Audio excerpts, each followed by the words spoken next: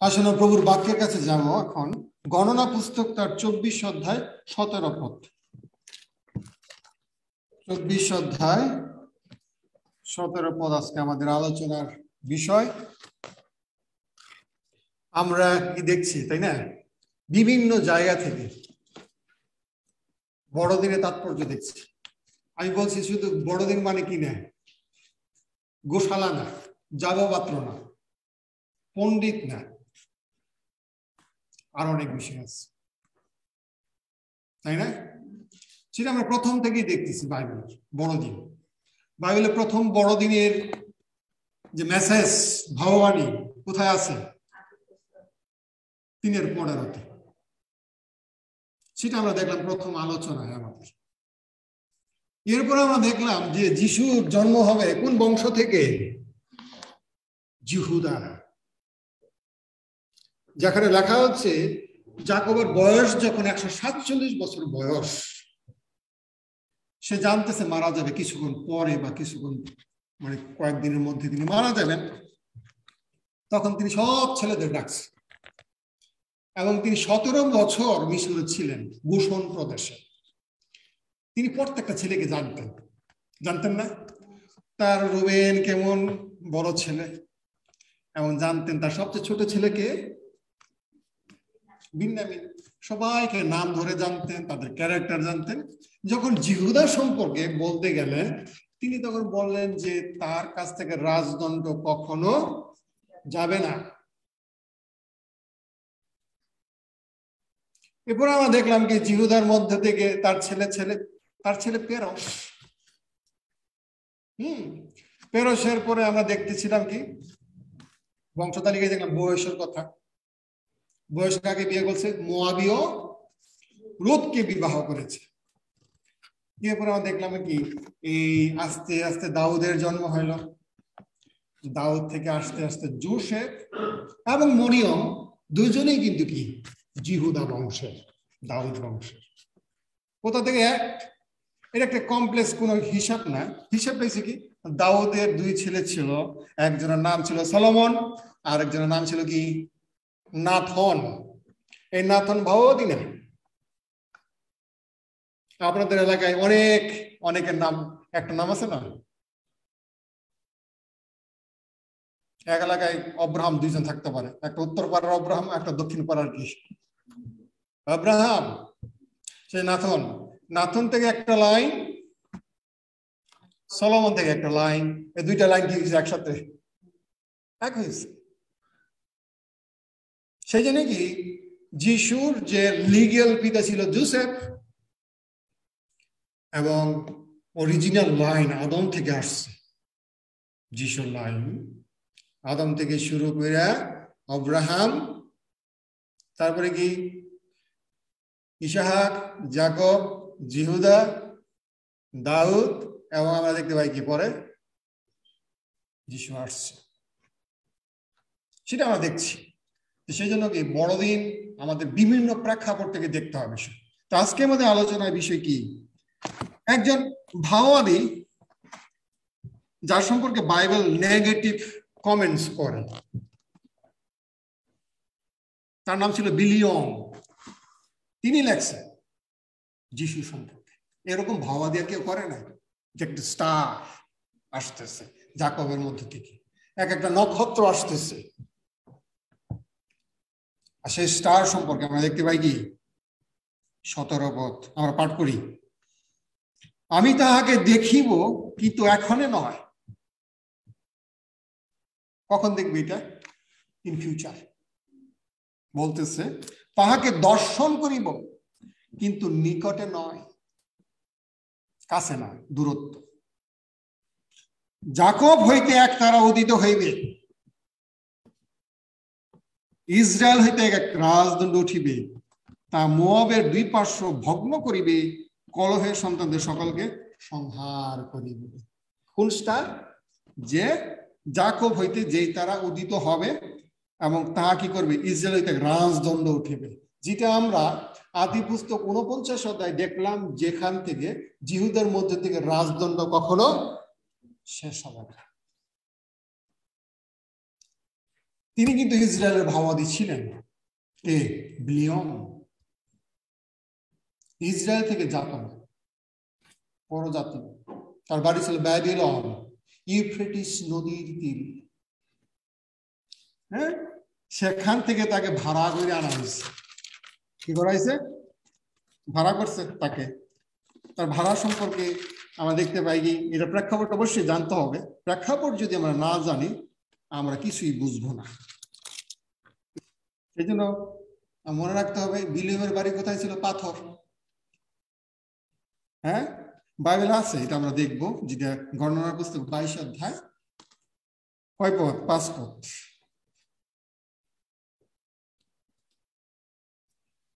সহজ মনে রাখা পাথর আছে কিনা? গণনা পুস্তক 22 অধ্যায় 5 পদে। তার বাড়ি কোথায়? পাথর নগরে। কোন নদীর তীরে? ফরাত নদী। ফরাত নদী কোন নদী? ইউফ্রেটিস। সেই নদীর তীর থেকে তারে কি করা হয়েছে? নিয়ে আসা হয়েছে। কি করার জন্য? অভিশাপ দেওয়ার জন্য। হ্যাঁ, তার আগে আসলে আমরা প্রার্থনা করি। মঙ্গলময় পিতা, আমরা ধন্যবাদ করি যে তোমার বাক্য জীবন্ত, কার্যসাধক। অনেক কিছু আমাদের জানার আছে, তা জানার শেষ নাই। সেই জন্য আজকে যে বাক্য দিয়েছ, বিশেষ করে গণনা পুস্তক 24 অধ্যায় 17 পদ, এমন একদিন ভাওয়াদিকে তুমি ব্যবহার করেছো মাউথ স্পিচ হিসেবে। গাধাকে তুমি কথা বলেছো এই মুহূর্তে। তুমি যে কাউকে ব্যবহার করতে পারো তোমার মেসেজ দেওয়ার জন্য। আজকে যে বাণী দিচ্ছ, এই বাণীকে আশীর্বাদ করো। যারা আজকে সরাসরি ফেসবুক, জুমে আছে, সবাই যেন বাণীর মধ্যে দিয়ে কি হতে পারে? উপকৃত হতে পারে। আমি দুর্বল প্রভুকে অনেক জ্ঞান প্রজ্ঞা প্রয়োজন এই মুহূর্তে, তোমার পবিত্র আত্মা দ্বারা দান করো।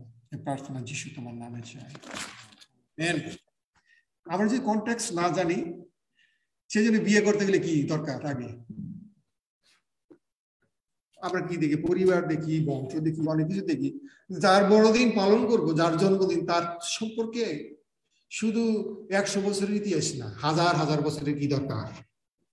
যে আমার ঈশ্বর হবে, যে আমার প্রভু হবে, তার হিস্ট্রি জানতে হবে। সেই জন্য ঈশ্বরের যে প্ল্যান ক্লিয়ার, বাইবেলে সুন্দর আস্তে আস্তে ডেভেলপ করতেছে, যেন পাবলিক আমাদের মতো মানুষজন কি করতে পারে? সবচেয়ে বুঝতে পারে। আমরা হচ্ছে 21 শতাব্দীর সবচেয়ে বেশি লাভবান, আশীর্বাদ যুক্ত, কারণ আমাদের জন্য অলরেডি আমরা দেখেছি প্রকাশিত বাক্য 22 অধ্যায় ক্লিয়ার মেসেজ দেওয়া হয়েছে। এই যে যখন আমরা দেখতে পাচ্ছি ইসরায়েল জাতি মিশর থেকে রওনা দিল, কত বছর?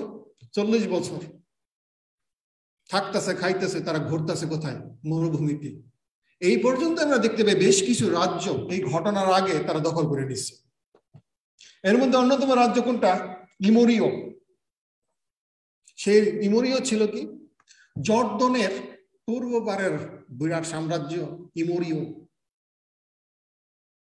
এদেরকে দখল করে নিছে। সেখানকার রাজা ছিল সিহন। নাম শুনছেন সিহনের? যেটা আপনি 21 পদে দেখেন, তাদের নাম আছে। আমি কোনো গল্প বলছি না। হ্যাঁ, 21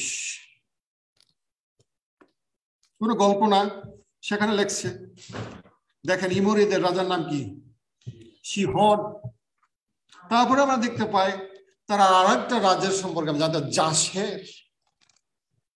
21 অধ্যায় 32 পদে দেখেন। পরে মোশে জাসের অনুসন্ধান করিতে লোক প্রেরণ করিলেন, আর তারা তথাকাল লোক সকল নগর সকল হস্তগতি করিল, এবং সেখানে যে ইমোরীয়রা ছিল তাহাদেরকে অধিকারচ্যুত করিল। জর্দনের পূর্ব পারে ল্যান্ড তারা কি করতেছে? অধিকার করতেছে। সিহনকে শেষ, খুবই শক্তিশালী রাজা। তারপর আমরা দেখতে পাই কি? জাসেন, এরপরে কি? বাসন। বাসনের রাজা ছিল ওক। দখল করতেছে। দখল করতে করতে যখন মোয়াবের সম্মুখীন হয়েছে, তখন এই মোয়াবের রাজা বালাক, কি নাম তার? বালাক রাজা। সে কইতেছে এগুলা তো সামলানো সম্ভব না, এই শক্তি দিয়ে সম্ভব না, তরবারি দিয়ে। এই জন্য বিশেষ শক্তি লাগবে। কি শক্তি লাগবে? কারামতির শক্তি লাগবে। কি লাগবে? জাদুর শক্তি লাগবে। বান মারতে হইব তাদেরকে। এই জন্য কি বান মারার জন্য ভগবতী কি করছে? একজন ওই বাবিলে ইউফ্রেটিস নদীর তীরে সমস্ত ভ্রান্ত ধর্ম মত নিম্রত থেকে শুরু, যত জাদু সাধু যত কিছু আছে টোটকা, ওই বিদ্যা কোথা থেকে? ওইখান থেকে, বাবিল থেকে আসতেছে। এই জন্য কি এই টোটকা করার জন্য আমাদের কার কাছে যাইতে হবে? কবিরাজের কাছে যাইতে হবে। এই বড় কবিরাজ কি ছিল? বিলিয়ম। সে কি করবে? ফুফা করব। কি করবে? জাদু করবে। ফুফা ফুফা করার জন্য কাকে করছে? ভাড়া করছে। এই পর্যন্ত শুনছে তারা কিভাবে মিশর থেকে আসছে, ঈশ্বর কিভাবে তাদেরকে আশ্চর্য অদ্ভুত লক্ষণের মধ্যে দিয়ে নিয়ে আসছে দেখছে, তারা শুনতেছে নিউজ। আমরা তো এখন নিউজ পাই খুব সাথে সাথে। ওই সময় তারা নিউজ পাইতো একটু লেট হইতো, কিন্তু তার সংবাদ পাইতো। এবং মোয়াবের রাজা বালাক তিনি চিন্তা করছেন, এই যে আসতেছে হাজার হাজার বাহিনী, এদেরকে তো আমি কন্ট্রোল করতে পারবো না। এই জন্য কি দরকার? কালো জাদু দরকার।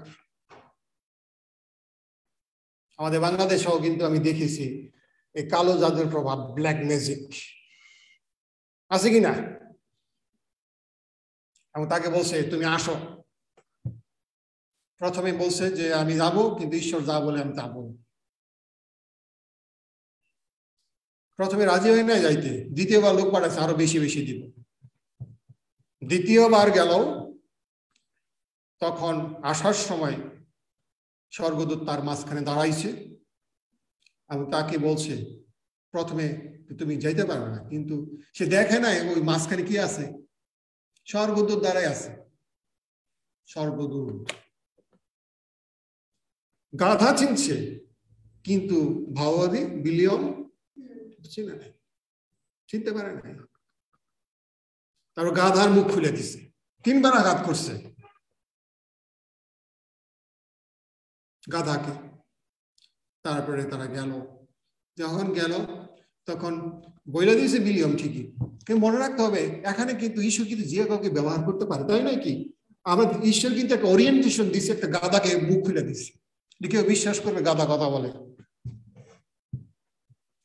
গাধারে কথা বলাই দিয়ে তিনি ওরিয়েন্টেশন দিচ্ছে যে ঈশ্বর যে কাউকে কি করতে পারে, ব্যবহার করতে পারে পারপাস। কিন্তু বিলিয়ম সে কি? সে কিন্তু ভ্রান্ত। এবং নতুন নিয়মে কি লিখছে তার সম্পর্কে? নতুন নিয়মে তার সম্পর্কে বলছে জিহুদা 11 পদ, 2 পিতর 2 অধ্যায় 15 পদে বলছে তিনি লোভী এবং পাপী। নতুন নিয়মে লেখকরা বলছে। যখন আসতেছে তখন মোয়াবে আসলো, আসার পরে তাকে ওয়েলকাম জানাইছে রাজা বালাক। কিভাবে? লাল গালিচের সম্বর্ধনা দিল তাকে। আসেন আসেন আসেন আসেন আসেন আসেন। নিয়ে আসার পরে কি করলো? তাকে বললো যে তিনি প্রথমে ভবিষ্যৎ বাণী বলবেন। তিনি ভবিষ্যৎ বাণী বলার জন্য তাকে প্রথমে তাকে কোথায় নিয়ে গেল? পাহাড়ে নিল, বালের উচ্চস্থলিতে। প্রথম কোথায় নিছে? বালের উচ্চস্থলী। বালদেব ছিল তখনকার তাদের প্রমিনেন্ট গড। আর বালদেব ছিল কি? উর্বরার দেবতা, ফার্টাইল। আপনি যদি হাঁস মুরগি যদি ব্রিডিং করতে চান, ভালো ধান চাষ করতে চান, ভালো গম চাষ করতে চান, আপনি ব্যবসা উন্নতি প্রোডাক্ট করতে চান, কাকে করতে হবে? পূজা করতে হবে বালদেবকে। সোজা কথা। এর সাথে আরো কি আছে? আরো খারাপ জিনিস জড়িত আছে। এবং জানেন যে এইসব যে পৌত্তলিক যারা গডেস ছিল, তাদের মধ্যে কি ছিল? যৌন সম্পর্ক। তাদের দেবতা দেবী তাদের কি সম্পর্ক? যৌন সম্পর্ক থাকতো। এই জন্য তারা কি করতো? বালদেবকে সন্তুষ্ট করার জন্য তাদের যে মন্দির ছিল, ওই মন্দিরে আবার কি ছিল? ব্যবসা ছিল। এদের সাথে আপনি যদি ওই বালদেবকে যদি সেবা করতে চান, আরাধনা করতে চান, তাহলে ওই মন্দিরে যারা ছিল তাদের সাথে সহবাস করতে হবে। ফার্টাইল।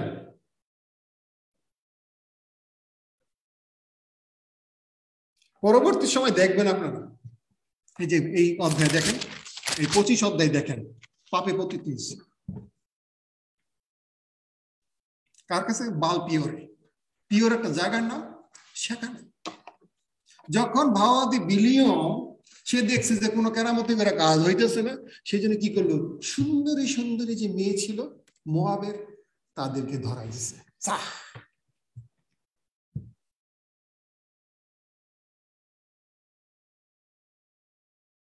সুন্দরী মেয়েদের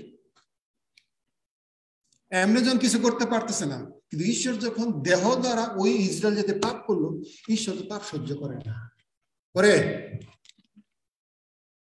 একদম 25,000 লোক শেষ। 24,000, সরি, দেখেন 25 অধ্যায় 9 পদে লেখা আছে।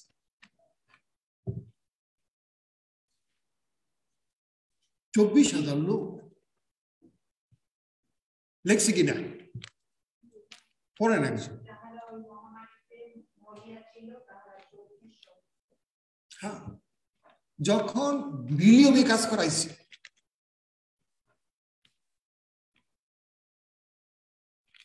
বিলিয়ম এখন কি করতেছে, তাকে নিয়ে আসছে। প্রথম সে 3 বার, প্রথম সে গেল কি, আপনারা দেখেন এই 23 অধ্যায় দেখেন, এক মধ্যে লেখা আছে বালের উচ্চ ছেলেতে উঠাইলেন।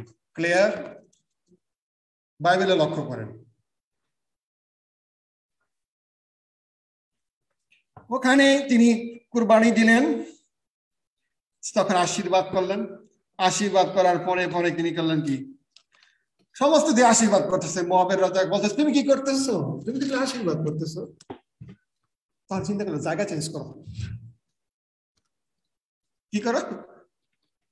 জায়গা চেঞ্জ করো, ওই জায়গাটা ভালো না। সেই জন্য কি দ্বিতীয়বার দিন করছে, পিসগার সিংহে নিয়ে গেলেন। 14 পদে দেখেন কোথায় নিয়ে গেছে। পিসগা জর্দনের পূর্ব পারে, মরু সাগরের পূর্ব পারে, মোয়াবের তলভূমিতে নিয়ে গেল। সেখানেও তিনি কুরবানি দিলেন। সেখানে যাওয়ার পরে কি করলো, আশীর্বাদে দিল। মুখ দিয়ে কি বের হয় না, অভিশাপ বের হয় না তো। তখন আবার জায়গা চেঞ্জ করো।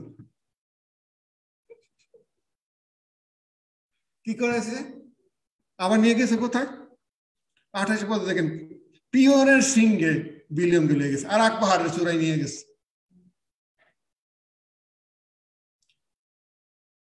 আমরা কিছু করে বাল পিওর ছিলাম, পিওর ছিল একটা জায়গার নাম, ওখানে নিয়ে গেছে, ওখানে কোরবানি দাও। ওখানেও গেছে মধ্যে কি দিছে, আশীর্বাদ আশীর্বাদ আশীর্বাদ। তখন কি হয়ে গেছে, রাজা হয়ে গেছে কি। 30 পদ দেখেন, তখন বালাক বিলিয়মের কথা নিশ্চয় কর্ম করেন, প্রত্যেক বেদে এক এক গবৎস এক এক বেশি করলেন। বিলিয়ম যখন দেখেন ইসরায়েলকে আশীর্বাদ করিতে সদাপুর তুষ্টি হয়েছে, আর পূর্বের ন্যায় মন্ত্র পাইবার জন্য গমন করিল না, কিন্তু প্রান্তরের দিকে মুখ করিল। কিন্তু বিলিয়ম চক্ষু তুলিয়া দেখিল ইসরায়েল বংশ শ্রেণী ক্রমে বাস করিতেছে। তখন কিসের আত্মা আসছে তার, ঈশ্বরের আত্মা আসছে। যখন ঈশ্বরের আত্মা আসছে তখন কি বললেন, এই কার সম্পর্ক বলতেছে, ইসরায়েলের প্রতি উত্তরকালে কি ঘটবে সেই কথা বলতেছে। বলতে বলতে বলতে বলতে যখন আসছে 14 পদে, তখন উত্তরকালে কি ঘটবে ইসরায়েল জাতি এবং মোয়াবের কি অবস্থা হবে সেই কথা বলতেছে। কি বলছে 14 পদে, এখন দেখুন কাকে বলছে, হ্যাঁ, আমি স্বজাতিদের নিকটে যাই, মানে কোথায় যাই, পাথরে যাই। আইসুন এই জাতি উত্তরকালে, অর্থাৎ ইসরায়েল জাতির কি হবে, আপনার জাতির প্রতি কি করিবে তা আপনাকে জ্ঞাত করি। মোয়াবের সামনে কি মহা বিপদ আছে সেই কথা বলতেছে। পরে সে তার মন্ত্র গ্রহণ করিয়া কহিল, বিয়রের পুত্র বিলিয়ম কহিতেছে, যাহার চক্ষু বুদ্ধি সেই পুরুষ কহিতেছে, যে ঈশ্বরের বাক্য সকল শুনে, যে পরাৎপরের তত্ত্ব জানে, যে সর্বসংগ দর্শন পায়, সে পতিত উন্মোলিত চক্ষু লইয়া কহিতেছে, আমি তাহাকে দেখিব। কিন্তু এখনে নয়, তাকে দর্শন করিব কিন্তু নিকটে নয়। যাকব হইতে একটা তারা উদিত হইবে, ইসরায়েল হইতে এক রাজদণ্ড উঠিবে, তা মবের দুই পার্শ্ব ভগ্ন করিবে। কলয়ের সন্তান সকলকে সংহার করবে। আপনি যদি পুরাটা পড়েন তাহলে দেখতে পারবেন একদম 24 পর্যন্ত একদম আলেকজান্ডার পর্যন্ত আসছে, ইউরোপিয়ান। এই যে কৃত্রিমের কথা বলছে, কৃত্রিম কোথায়? সাইপ্রাস, নিচে লেখা আছে দেখেন। গ্রিক সভ্যতা পর্যন্ত কি করছে? অ্যাটাক। তার মানে কি সমস্ত পৃথিবীতে তার কি রাজ্য প্রতিষ্ঠিত হওয়ার কথা বলছে এখানে। তো সেজন্য মূল বিষয় এখানে কি আজকে যে স্টারের কথা বলছে, তারার কথা বলছে, যে নক্ষত্রের কথা বলছে, সেটা কি? তারার মাহাত্ম্য। তারা কে? যিশু। তারার কাছে সবাইকে আসতে হবে। সেদিনকে আমি বেথলেহেমে যে তারার কথা দেখলাম, এই পারস্য থেকে, পূর্ব দেশ থেকে পণ্ডিতরা গেছে, তারা এই তথ্য কোথা থেকে পারছে। আপনারা জানেন দানিয়েল কোথায় ছিল? পারস্য ছিল? বাইবেলে ছিল? ছিল না? নাকি ভুলে গেছেন আপনারা সবাই? দানিয়েল বাইবেলে ছিল, নবুকদনেসর, তারপর কুরস, সবার সময় কে রাজত্বের সময় কে ছিল? দানিয়েল। তারা জানতো জিহুদীদের মধ্য থেকে সে মেশিয়ার কথা আছে, রাজার কথা আছে, সে তথ্য তারা জানতো। আর সেখান থেকে পণ্ডিত তারা আসছে কি করার জন্য? আরাধনা করার জন্য, স্টার দেখি। সেজন্য কি স্টারের মাহাত্ম্য আছে। যে স্টারের ভবিষ্যৎবাণী কোথায় আছে? এই, আমি জানি না আমরা এই প্রচার আগে শুনছি কিনা, কিন্তু শুনছেন কিনা আপনারা?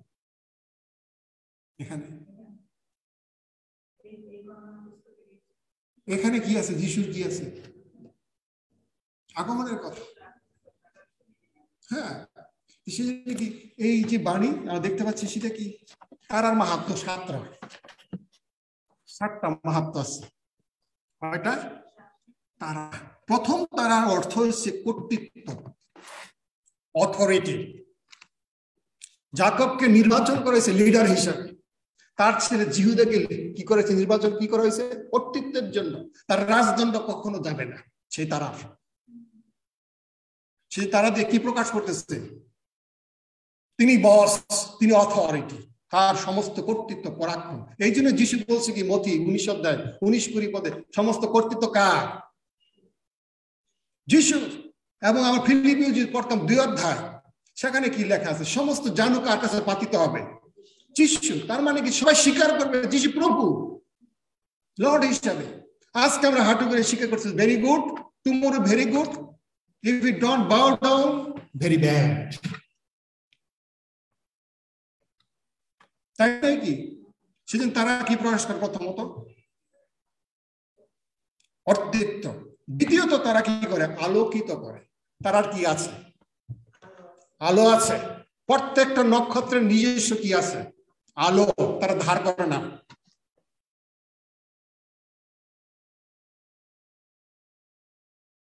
সেই জন্য কি তারা কি করে? আলোকিত করে। একমাত্র যিশু যে বিদ্যার নিধি, বাইবেলে বলছে কলসীয় পুস্তক, সমস্ত বিদ্যার নিধিকে যিশু, যার মধ্যে ঈশ্বরত্ব বসবাস করে, যার মধ্যে জ্ঞান, সমস্ত প্রজ্ঞা কোথায়? যিশুর মধ্যে। যার মধ্যে দিয়ে সমস্ত কিছু কি হয়েছে? সৃষ্টি হয়েছে। যে সমস্ত কিছু আধিপত্য তার, মণ্ডলীর মস্তক তিনি। সে কথা বলছে কি তিনি আলোকিত করেন। মসির মধ্য দিয়ে ব্যবস্থা দেওয়া হয়েছিল, কিন্তু অনুগ্রহ সত্য কার মধ্য দিয়ে এসেছে? যিশুর মধ্য দিয়ে। আজকে মানুষ অনুগ্রহ চায়, সত্য চায়, সেই তারার কাছে আসতে হবে, যে তারা নিজেই কি জ্ঞানের উৎস, রক্ষার উৎস। এবং সেদিন দেখেন পণ্ডিতেরা সে তারার কাছে ইনস্ট্রাকশন দিয়ে নিয়ে আসছে কিসের জন্য? যেন সেই রাজাকে কি করতে পারে? প্রণাম করতে পারে, সে গিফট দিতে পারে, স্বর্ণ কুন্দর কুন্দর। এই যে সমস্ত পৃথিবীর মানুষকে যিশু কি করতেছে? আকর্ষণ করতেছে।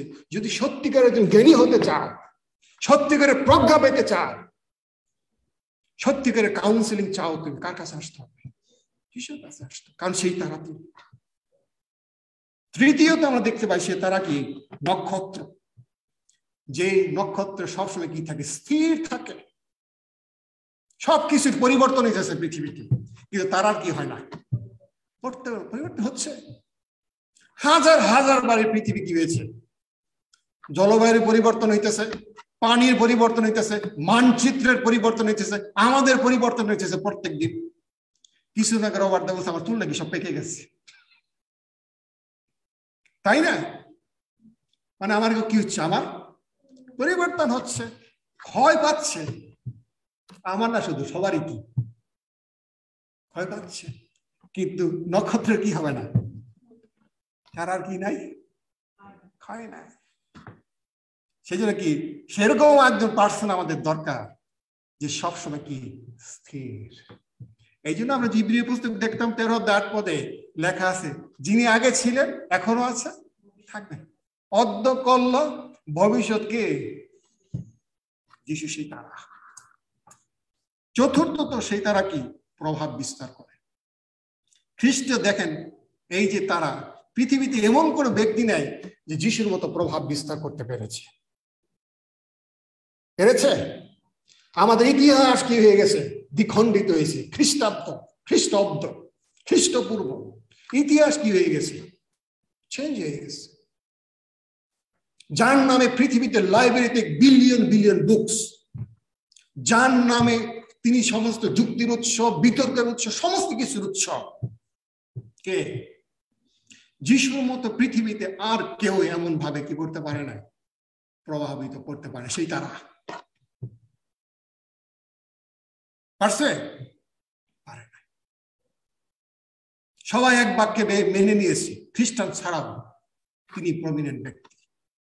আর এমন কোন ব্যক্তি নাই পৃথিবীতে খ্রিস্টের মতো কি করতে পারছে, প্রভাব বিস্তার করছে। সেই জন্য তিনি তারা, সেই তারা তিনি।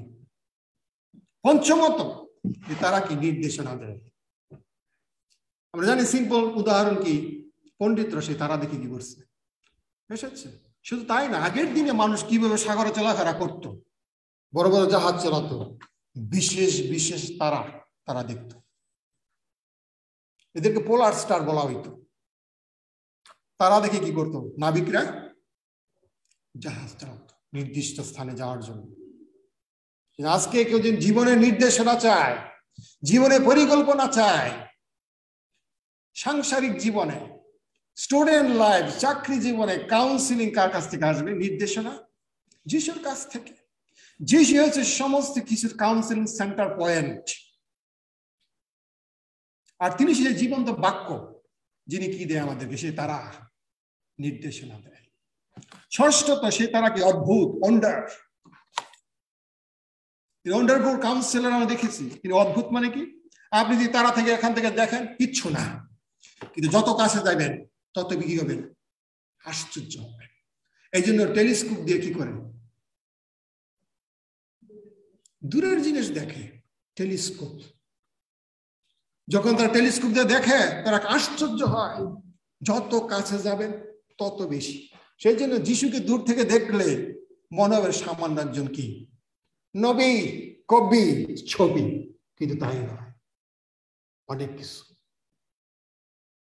সেই জন্য যিশুর কাছে যত কাছে যাবেন আপনি, সেই তার কাছে আপনার জীবন আরো কি হবে, আশ্চর্যিত হবেন। আপনি বলতে বাধ্য হবেন, তিনি আমার কে, প্রভু, তিনি আমার ঈশ্বর। থোমা সেদিনকে বলেছিল, কি বলেছিল সেদিন, ঈশ্বর আমার, প্রভু আমার। মানুষ কারণ কি, সে তার কাছে আসে না বলেই তারা স্বীকার করতে পারে না যিশু আসলে কে, তিনি যে অদ্ভুত, তার যে সৌন্দর্য। একটা তারার কি আছে, যত কাছে থেকে দেখবেন তত সৌন্দর্য দেখতে পাবেন, শুধু ডাস্ট না, অনেক কিছু আছে। সেজন্য তারা অদ্ভুত। সেই কি আমরা দেখতে পাই কি, যতই কাছে থেকে দেখবেন ততই অভিভূত হবেন, আশ্চর্য হবেন। সেজন্য তারা কি বলছে, কার কাছে আসো, যিশুর কাছে আসো। কিভাবে আসবো যিশুর কাছে? যিশুর কাছে আসার জন্য আমাদের কাছে কি আছে, যিশুর বাক্য আছে। প্রার্থনায় তার কাছে কাছে আসতে পারি, অন্যান্য খ্রিস্টানদের কাছাকাছি এসেও খ্রিস্টের কাছে আমরা কি করতে পারি, আসতে পারি। খ্রিস্টানদের মধ্যে খ্রিস্টকে পাবে আজকে। কারণ খ্রিস্টানদের মধ্যে সে কি আত্মা আছে? পবিত্র আত্মা আছে। খ্রিস্টের চরিত্র তারা ধারণ করে, সে তারা। এবং সত্য মতো কি গৌরবের সুসমাচার সেই তারা দেয়, কি দেয়? নিউজ দেয়। আমরা প্রকাশিত বাক্য কি করেছি না? সে প্রভাতীয় তারা। আবার যাই সেখানে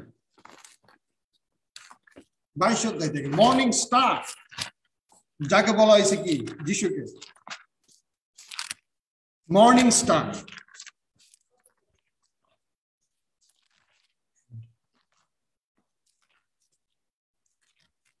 আমরা দেখছিলাম না 16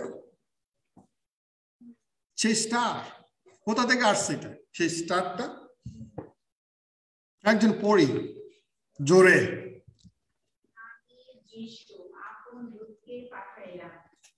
যেন সে মণ্ডলীগণের নিমিত্ত তোমাদের কাছে এই সকল সাক্ষ্য দেয়, আমি দাউদের মুখ ও বংশ, উজ্জ্বল প্রভাতীয় নক্ষত্র। তার মানে কি? তিনি bright morning star. Morning star মানে কি? সব তারার আলো নিভে যাচ্ছে, কিন্তু একটা তারা কি জ্বলজ্বল করে সকালবেলা। যারা সকালে যান দেখেন, আকাশে দেখেন, একটা স্টার শুধু জ্বলে আছে, তাকে কি বলা হয়েছে? Morning star. যখন আলো থাকতো সেই আলো কি আমরা তারা দেখতে পাই। আর যিশু হয়েছে কি প্রভাতীয় তারা, যে আলোর কাছে আসে সে কখনো কি করে না? অন্ধকারে চলে না। আর যিশু হয়েছে কি আলো। ক্লিয়ারলি আমরা দেখতে পাই যিশু নিজের দাবি, তিনি মর্নিং স্টার। এবং 8 অধ্যায় 12 পদ পরে আজকে আমরা আমাদের আলোচনা প্রচার শেষ করি। যোহন 8 অধ্যায় 12।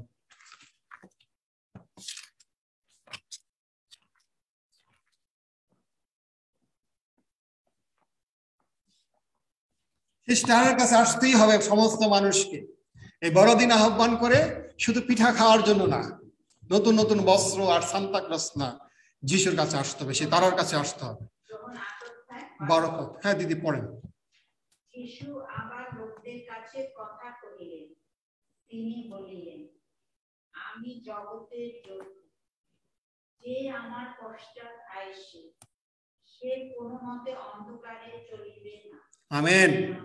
সেই জন্য কি আজকে বড়দিন আমরা পালন করব বিলিয়মের ভবিষ্যৎবাণী। তিনি ক্লিয়ার মেসেজ পাইছেন। কোথা থেকে পাইছেন? 24 অধ্যায় 2 পদে লেখা আছে, ঈশ্বরের আত্মা তাহার উপরে আসেন।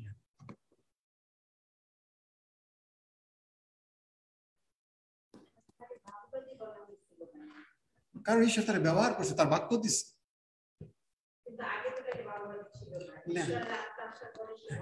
হ্যাঁ, সে ভাববানী বলছে এবং বলছে কি এই যে দেখেন এই 14 পদে বলছে, উত্তরকালে আপনার জাতির প্রতি কি ঘড়ি, সেটাও তিনি বলতেছেন। তার মানে কি মোয়াব আসলে কি? মোয়াবকে ধ্বংস করার কথা বলছে। মোয়াব বেবিলন মনে রাখতে হবে কি কিসের প্রতীক? এগুলা সমস্ত ভ্রান্তির প্রতীক, ভ্রান্ত ধর্মের প্রতীক। মোয়াব আমি বলেছি যে বাল পিওর, বাল দেবের তারা উপাসনা করত। এবং এই ধর্মমত সব পৃথিবীতে যত ভ্রান্ত ধর্ম আছে, যিশু এসে কি করবেন? তাদেরকে ধ্বংস করবেন। এখানে বলছে না, দেখেন কি বলছে, ইসরায়েলিতে এক রাজদণ্ড উঠিবে, যিশু আসিবেন সেই স্টার, তাহা মোয়াবের দ্বীপার্শ্ব ভগ্ন করিবে, কলয়ের সন্তান সঙ্গে সংহার করিবে। অর্থাৎ মানে কি ইন ফিউচার যত ভ্রান্ত ধর্ম, ভ্রান্ত রাজ্য সমস্ত যিশু কি করবেন? সেই স্টার ধ্বংস করে দিবে।